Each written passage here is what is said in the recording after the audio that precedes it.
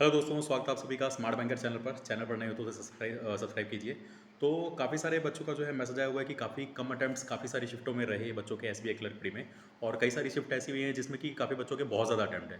मतलब कई सारी शिफ्ट में बच्चों के अटैम्प्ट 80 प्लस गए हैं, किसी में 60-65 इसके अराउंड रह गए। ठीक है, तो आप लोग में से काफ़ी लोग ये बात जानने के लिए बहुत ज़्यादा उत्सुक हो गए कि हमारा सिलेक्शन होगा या नहीं होगा। ठीक है, नॉर्मलाइजेशन किस तरीके से वर्क करता है। ठीक है, नॉर्मलाइजेशन मार्क्स बढ़ते हैं, घटते हैं, किसके बढ़ते हैं, किसके घटते हैं, तो सारी बातें मैं इसमें बताने वाला हूँ आप लोगों को। वीडियो को पूरा एंड तक देखना। ठीक है, नॉर्मलाइजेशन का पूरा कॉन्सेप्ट मैं आपको इस वीडियो से क्लियर कर दूंगा। ठीक है, फिर भी अगर कोई डाउट रह जाए तो मुझे बताइए आप लोग।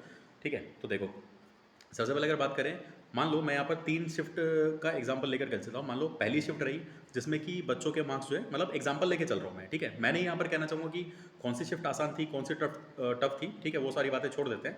बट हाँ, मैं एक जनरल एग्जांपल लेकर के चल रहा हूँ। जैसे मान लो पहली शिफ्ट आई और वो मान लेते कि ईजी थी और उसमें बच्चों के अटैम्प्ट रहे 80 प्लस मतलब अटैम्प्ट रहे। ठीक है, किसी के मान लो पहली शिफ्ट में नंबर जो आया वो है 80 मार्क्स। ठीक है, किसी का दूसरी शिफ्ट में मार्क्स आया 70, किसी की तीसरी शिफ्ट जिसमें मार्क्स आया 60। ठीक है, मान लेते पहली शिफ्ट आसान थी जिसमें ऑन एन एवरेज एक स्टूडेंट 80 मार्क्स लेकर के आया है। दूसरी शिफ्ट मान लेते हैं कि थोड़ी सी टफ थी तो उसमें 70 मार्क्स लेकर के आया, और तीसरी शिफ्ट और ज़्यादा मान लेते हैं थोड़ी सी टफ थी तो उसमें 60 मार्क्स लेकर के आया बच्चा भी। अब क्या है, नॉर्मलाइजेशन कैसे वर्क करेगा। सबसे पहले तो ये जानो, आप लोग का जो कंपटीशन होता है ना वो अपनी शिफ्ट से होता है। ठीक है, मतलब आपका जो शिफ्ट है उसमें जितने बच्चों लोगों का एग्जाम हुआ है वो आपका कंपटीशन है एक तरीके से। कैसे, थोड़ी देर में आपको समझाता हूँ मैं। फॉर एग्जाम्पल, मान लो पहली शिफ्ट में जिस बच्चे के 80 मार्क्स आए हैं वो आ रहा है 99 परसेंटाइल लेकर के। ठीक है, परसेंटाइल ऑफ कोर्स मैं इतना मान के चल रहा हूँ, आप लोग जानते होंगे मॉक टेस्ट में जिस तरीके से आप लोग देते थे एग्जाम। ठीक है, कि मतलब परसेंटाइल का मतलब क्या होता है कि कितने ज़्यादा बच्चों से आप लोग आगे हो। मान लो आपकी 99 परसेंटाइल आती है, मतलब आप 99% बच्चों से आगे हो, यही मतलब होता है ना परसेंटाइल का। तो किसी की मान लो पहले शिफ्ट में 80 मार्क्स आए हैं और उसका परसेंटाइल बन रहा है 99। ठीक है, दूसरी शिफ्ट जो कि थोड़ी सी टफ थी उसमें मान लो किसी के 70 परसेंटाइल है। ठीक है, 70% सॉरी 70 मार्क्स है किसी के दूसरी शिफ्ट में, और वो भी अपनी उस शिफ्ट में, मतलब दूसरी वाली शिफ्ट में 99 परसेंटाइल के अंदर आ रहा है। तीसरी शिफ्ट जो कि थोड़ी सी और टफ थी उसमें एक बच्चे के मार्क्स मतलब आ रहे हैं 60 नंबर। ठीक है, जो कि उस तीसरी शिफ्ट के अकॉर्डिंग वो भी 99 परसेंटाइल के अंदर आ रहा है। तो क्या होता है, जो स्कोर बन करके आता है ना आपका, इसको कर दिया जाता है इक्वलाइज कर दिया जाता है इसको। ठीक है, इक्वल कर दिया जाएगा। मतलब अगर मान लो एग्जामिनर ने ये सोचा है कि उसको 99 परसेंटाइल वाले बच्चे लेने हैं, लेट्स से एक एग्जांपल लेके चल रहा हूँ, ऐसा होता नहीं है बट मैं मतलब एक एग्जांपल लेके चल रहा हूँ कि 99 परसेंटाइल वाले बच्चों को लेके चलना है, तो क्या होगा, फर्स्ट शिफ्ट में जिन भी बच्चों के 80 मार्क्स रहेंगे उन सबका सिलेक्शन हो जाएगा। सेकेंड शिफ्ट जिसमें कि बच्चों के 80 मार्क्स नहीं है, ठीक है 60 है, बट वो 60 99 परसेंटाइल के बराबर है उस शिफ्ट के अकॉर्डिंग, तो उसको बढ़ा करके एक तरीके से मैं कह सकता हूँ कि 80 कर दिया जाएगा। ठीक है, मैं ये नहीं कह रहा कि यहाँ पर नॉर्मलाइजेशन में 20 से 25 मार्क्स बढ़ते हैं, ऐसा मैं नहीं कह रहा, एक एग्जांपल लेके चल रहा हूँ आपको समझाने के लिए। ठीक है, तो देखो, दूसरी शिफ्ट जिसमें कि बच्चों के मार्क्स सॉरी 70 थे दूसरी शिफ्ट में, तो 70 मार्क्स को 80 के बराबर कर दिया जाएगा, मतलब 80 कर दिया जाएगा। ठीक है, तीसरी शिफ्ट जो थी 60 नंबर लाए थे तो इसको भी इक्विवेलेंट कर दिया जाएगा 80 के। ठीक है, अब यहाँ पर एक बात आती है कि मान लो सेम शिफ्ट में बच्चों का एग्जाम हुआ है, मान लो सेम शिफ्ट में मैंने पेपर दिया है, आपने भी पेपर दिया है। अब लेट से कि आपने बना के आए हो 65 नंबर का, मैं भी बना करके आऊँ 65 मार्क्स का, तो भी देखने को ऐसा मिलता है कि भाई आपको ज़्यादा नंबर, सॉरी दोनों के बीच में मार्क्स का डिफरेंस हो सकता है। मतलब आपको हो सकता है कि कम नंबर मिले हो, मेरे को हो सकता है कि ज़्यादा नंबर मिले हो। ऐसा कैसे होता है मैं बताता हूँ। कुछ लोग यहाँ पर ये कह सकते हैं कि एक्यूरेसी का सवाल होता है, कि मतलब जिसके ज़्यादा एक्यूरेसी होगी उसको नॉर्मलाइजेशन में ज़्यादा मार्क्स मिलेगा।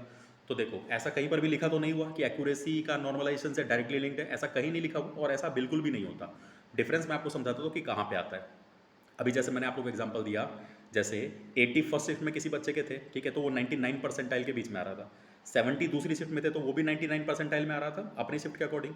ठीक है, और एग्जामिनर ने तय किया मान लो कि 99 परसेंटाइल वाले बच्चों को लेगा, ठीक है, तो मार्क्स उसके बढ़ा दिए। अब आप ये कहोगे 70 वाले मार्क्स 80 हो गए, दूसरी शिफ्ट में जिसके 70 मार्क्स थे उसका 80 मार्क्स हो गया।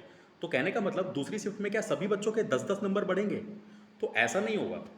जिस बच्चे के 99 परसेंटाइल थे उसके 10 नंबर बढ़ गए। मान लो दूसरी शिफ्ट में किसी बच्चे के 70 ना होकर के 65 को ही लेकर के आया, तो ये जो 65 है ये सेकंड शिफ्ट में 99 परसेंटाइल नहीं होगा ना, मे बी 95 परसेंटाइल या 90 परसेंटाइल होगा, तो 10 नंबर नहीं बढ़ेंगे, हो सकता है 5 नंबर 7 नंबर इतना बढ़े। ठीक है, तो सेम शिफ्ट में भी अगर किसी का पेपर है तो सेम मार्क्स नहीं बढ़ते हैं। मार्क्स आपका बढ़ता है आपकी जो उस शिफ्ट में परसेंटाइल आ रही है उसके रेशियो में। ठीक है, इतना बात आप समझ लो। तो नॉर्मलाइजेशन इस तरीके से वर्क करता है, मान लो कि आप लोग सेम बना करके आए हो, ठीक है, सेम शिफ्ट में मान लो काफ़ी सारे बच्चों का पेपर हो, स्टिल आप लोग को ऐसा लगेगा कि भाई इसके मार्क्स बढ़ गए, मेरे मार्क्स कम हो गए, आपको ऐसा देखने को मिलेगा, ठीक है, क्योंकि मान लो सेम शिफ्ट में आपका मेरा दोनों का पेपर हुआ, मान लो मैंने बनाए 70 नंबर, आपने बनाया 60 नंबर, ठीक है, तो मेरे मार्क्स क्योंकि अगर आपसे ज़्यादा है तो मुझे नॉर्मलाइजेशन में भी थोड़ा सा ज़्यादा नंबर मिलेगा, ठीक है, और अगर आपके मार्क्स थोड़े से कम है मेरे से, जो सेम शिफ्ट में अगर हमारा एग्जाम था, तो आपको मार्क्स में इंक्रीज वो भी थोड़ा सा कम देखने को मिलेगा, ठीक है, तो सेम शिफ्ट में होते हुए भी नॉर्मलाइजेशन में सेम मार्क्स इंक्रीज नहीं होता, ठीक है, ये नॉर्मलाइजेशन का कॉन्सेप्ट है, और नॉर्मलाइजेशन बहुत ही ज़्यादा ज़रूरी है क्योंकि हम ये कह सकते हैं कि बैंकिंग का एग्ज़ाम या फिर काफ़ी सारे जो एग्ज़ाम्स होते हैं उसमें सारे शिफ्टों में एक जैसा पेपर नहीं देखने को मिलता है, ठीक है, तो नॉर्मलाइजेशन बहुत ज़्यादा ज़रूरी है ताकि नॉर्मलाइज कर दिया जाए, सबके मार्क्स को इक्विवेलेंट कर दिया जाए, ठीक है, क्योंकि मान लो किसी का टफ शिफ्ट में अगर एग्ज़ाम हो गया तो फिर तो अनफेयर होगा ना, कि अगर मान लो मेरी आसान शिफ्ट थी, ठीक है, और मैंने मतलब 80 प्लस कर दिए, आपकी हो सकता है थोड़ी सी डिफिकल्ट शिफ्ट थी, आपने सिर्फ 70 ही कर पाए, तो भाई ऐसे तो मान लो कि फिर आपका सिलेक्शन होगा ही नहीं आपकी शिफ्ट की वजह से, जो कि नहीं होना चाहिए, ठीक है, तो इसीलिए नॉर्मलाइजेशन यहाँ पर रोल प्ले करता है, और जब रिजल्ट आएगा तो नॉर्मलाइजेशन का फायदा आप लोग को देखने को मिलेगा, काफ़ी सारे बच्चों को देखने मिलेगा, ठीक है, तैयार रहिए इस चीज़ के लिए, इसलिए मैं कहना चाहूँगा कि जिनका भी ऐसे शिफ्ट में पेपर था जो कि थोड़ा सा टफ था और अटेम्प्ट थोड़े से गिर गए, तो टेंशन मत लो, नॉर्मलाइजेशन यहाँ पर अपना रोल प्ले करेगा, और अगर आपका सिलेक्शन होने का चांस होगा तो वो हो जाएगा, ठीक है, मार्क्स जरूर बढ़ेंगे आप लोगों के, ठीक है, इतना ही मैं कहना चाहूँगा, और मेंस की तैयारी करते रहो इसीलिए, ठीक है, आप लोग को नहीं पता कि आप लोग को कितना मार्क्स आएगा, कैसा पेपर गया है, ठीक है, मार्क्स कितने आएंगे आप लोग नहीं कह सकते हो, इसलिए मेंस की तैयारी करते रहो, ठीक है, कम से कम करंट अफेयर पढ़ो, इंग्लिश वगैरह पढ़ते रहो, बाकी आप लोग के कोई भी डाउट्स है तो मुझे कमेंट सेक्शन में आप लोग लिख सकते हैं, और कोई भी बात आप लोग करनी है तो मुझे टेलीग्राम पर लिख सकते हैं, टेलीग्राम का लिंक जो है मेरे चैनल पर दिया हुआ है, आई होप कि मैं नॉर्मलाइजेशन का कॉन्सेप्ट क्लियर कर पाया हूँगा, नहीं अगर क्लियर हुआ होगा तो मेरे से पूछिए, ठीक है, दोबारा मैं एक वीडियो बना दूंगा अगर मतलब नहीं क्लियर हुआ होगा तो, ठीक है, बट एक बार फिर से वीडियो को देखिए अगर नहीं समझ में आया हो तो,